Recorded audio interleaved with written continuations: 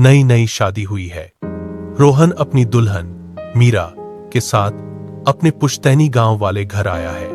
घर बहुत पुराना है, दीवारें मोटी हैं और हर कोने में गहरा अंधेरा छिपा है। रात के 12 बज रहे थे।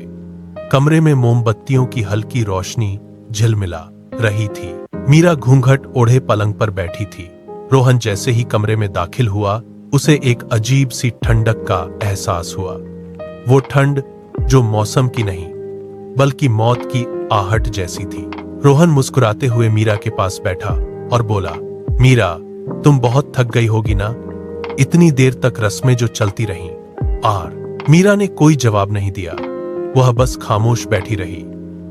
रोहन ने धीरे से मीरा का हाथ पकड़ा, लेकिन उसका हाथ बर्फ जैसा ठंडा और बेजान था। मीरा, तुम ठीक तो हो? रोहन ने फिक्र से पूछा। तभी कमरे के दरवाजे पर दस्तक हुई। रोहन चौंक गया। इस वक्त कौन हो सकता है? उसने जैसे ही दरवाजा खोला, सामने उसकी मां खड़ी थी। मां के चेहरे पर घबराहट साफ दिख रही थी। उन्होंने फुसफुसाते हुए कहा, बेटा, मीरा कहाँ है?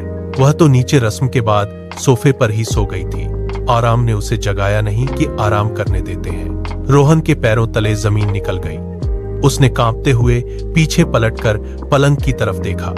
पलंग खाली था, लेकिन तभी उसकी नजर कोने में लगे बड़े से आईने शीशे पर पड़ी। आईने के अंदर मीरा बैठी थी, लेकिन उसकी सूरत बदल चुकी थी।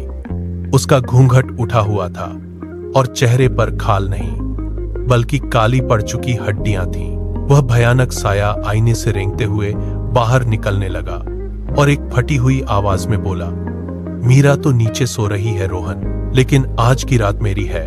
तभी सारी मोमबत्तियां एक साथ बुझ गईं और अंधेरे में रोहन की आखिरी चीख गूंज उठी।